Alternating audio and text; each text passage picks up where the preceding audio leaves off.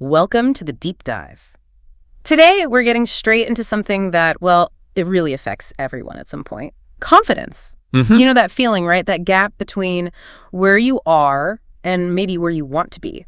Career, relationships, even just trying something new. Absolutely. It's a universal experience. So we're going to dig deep into why so many of us feel, not confident enough, and crucially, what you can actually do about it. Yeah, the practical side is key.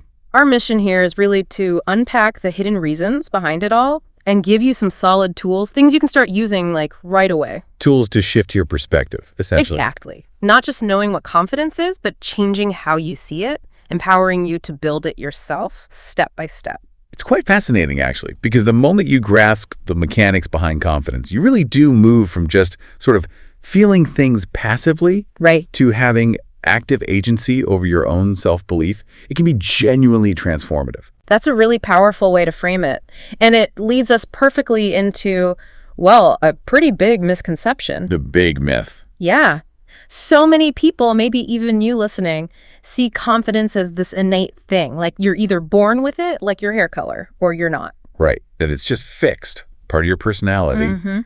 And while our sources really blow that myth right out of the water, confidence is not genetic, period. Not predetermined. No, it's definitely not something you inherit. It's very clearly a skill. A skill, like learning an instrument. Exactly like that. Or learning a language. It's a set of behaviors, ways of thinking that you develop that get stronger with, practice and actually doing things. Okay, so not fixed. I like the analogy one of our sources uses. Think of it like a muscle. If you never train it, it stays weak. If you practice, it grows stronger. Makes perfect sense. It does. And what's really fascinating here is what this means for you, the listener. Okay. If you don't feel super confident right now, it's not some permanent state you're stuck in. It's not a label. No. It just means you have, untrained potential. That reframes everything, doesn't it? You're not flawed. You just have a skill you haven't developed yet. Wow. That really does change the whole approach. Puts the power back in your hands. Absolutely. You can cultivate it. Okay, let's unpack this then. If it is a skill, why is it so hard? Why do so many of us struggle to build it? That's the million-dollar question, right? Our sources point to 3 big reasons, these kind of hidden hurdles. As we go through them, maybe reflect, see if any of these sound familiar to you. Good idea. Self-awareness is the first step.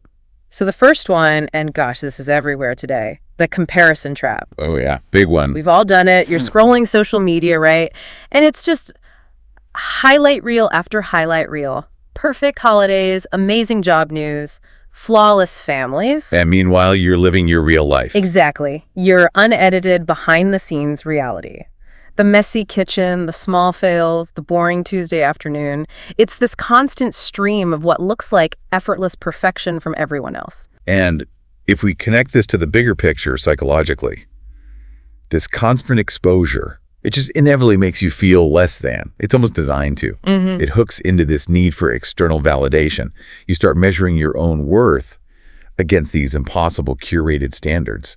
It's a losing game. Totally losing game for your self-esteem. Yeah. Because there's always someone who seems to be doing better or have more in some area. It just chips away at your own sense of value. That makes so much sense. Constantly looking outside yourself, it must be exhausting. It is. Okay, so reason number 2 why we often lack confidence.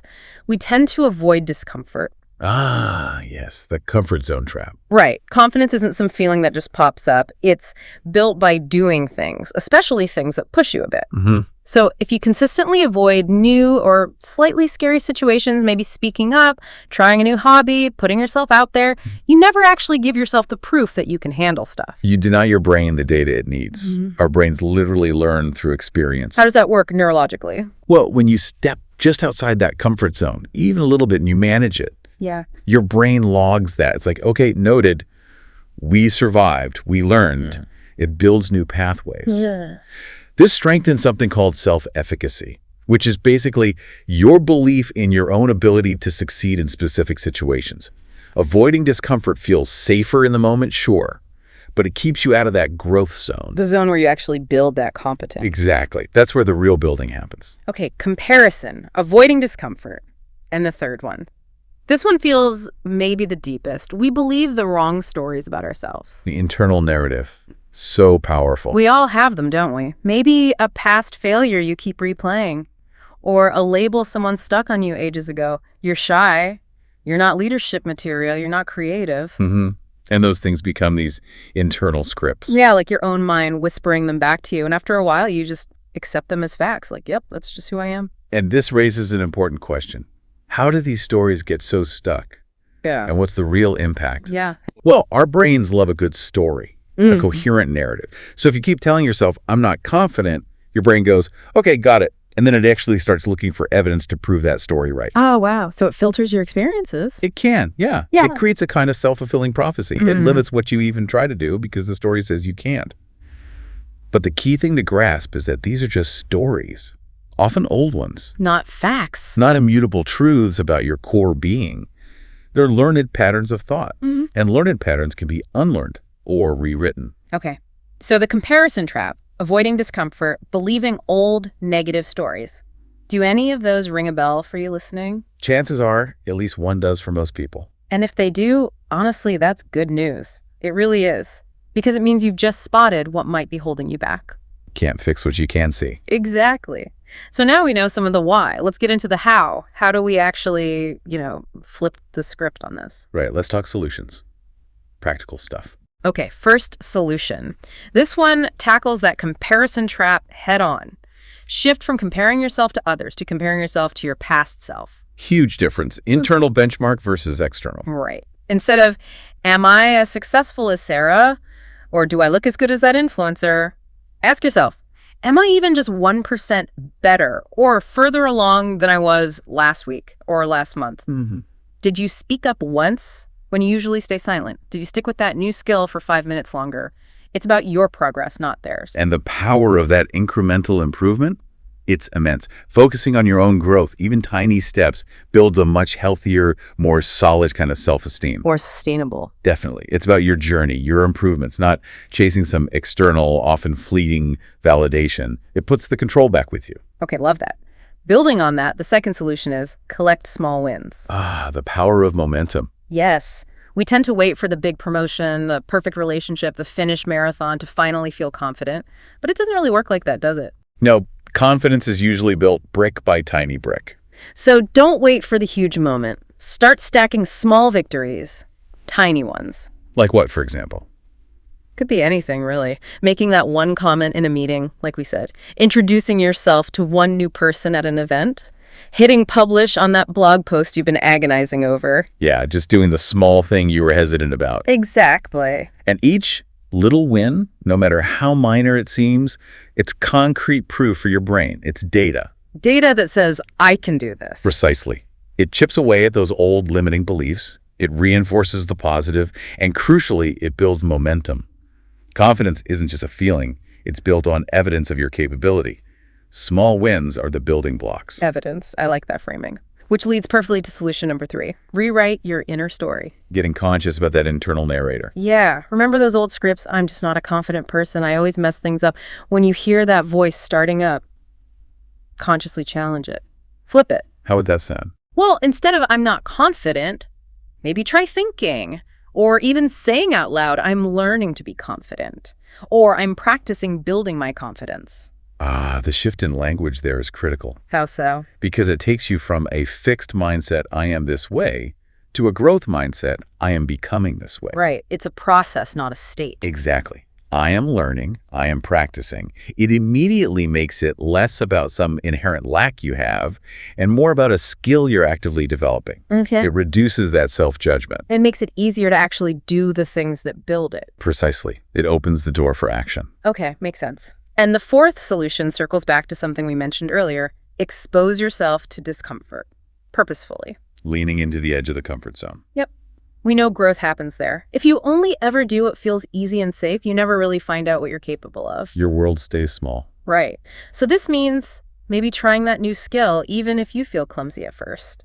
Or asking for feedback, even though it feels vulnerable. Or just saying yes to that invitation you'd normally find an excuse to avoid. Just see what happens. And this is so vital for building confidence long term. Yeah. Because every time you step into that discomfort and navigate it perfectly or imperfectly, doesn't matter.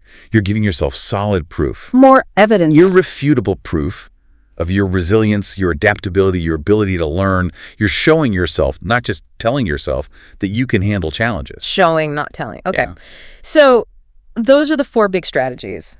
Compare yourself to your past self, collect small wins, rewrite your inner story, and lean into discomfort. A solid toolkit. Absolutely. Now, we want to give you something really concrete, an exercise you could literally do, maybe even right after listening. Real. Okay. Grab a piece of paper or just open a note app on your phone. Think about it for a second. Yeah. Write down maybe 3 situations where you typically feel, well, not very confident. It's specific. Yeah, really specific.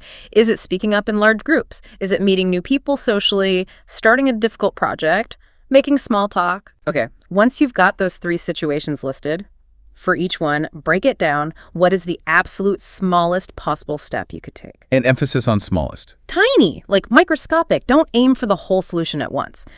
So, for instance, if one situation is public speaking, your step isn't give a presentation. No way. Too big. Way too big. Your small step could be, say, 1 sentence in the next team meeting. Just 1. Or if it's dating confidence, the step isn't go on a date. It's make eye contact and smile at one person while waiting for coffee. See how manageable those are. Almost trivial. Almost trivial, exactly. Designed to be easy to actually do. And the significance of these micro steps, it really can't be overstated. Yeah. They're designed to be so unintimidating that they bypass a lot of that fear and resistance that usually stops us. Sneak past the fear response. Kind of. And each time you do one, it's a tiny success. A little ping of, hey, I did it. That wasn't so bad. It creates this positive feedback loop. Building that crucial momentum. Exactly. And like our sources say, momentum is the fuel of confidence for you. It's these small, consistent actions that add up. They compound over time into real shifts in how you see yourself. That's the real engine right there, isn't it? The momentum from small actions. Absolutely. Okay, so as we start to wrap up this deep dive, let's just crystallize the main point from all this. The core takeaway. Yeah, it's this.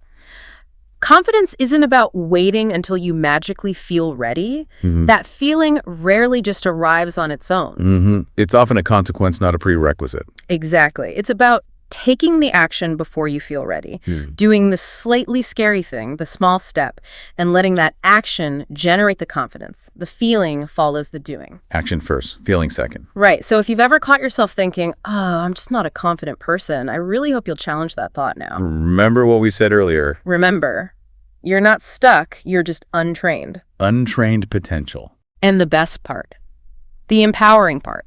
You can start training whenever you want, like today. You've got the insights now, you've got some tools, you definitely have the potential. The capacity is there. Definitely. So here's a final thought we want to leave you with, something to consider and maybe even act on. A little nudge. What tiny, maybe slightly uncomfortable step will you take today or maybe tomorrow to start building that confidence muscle? Just one small thing. Think about it, and then maybe go do it.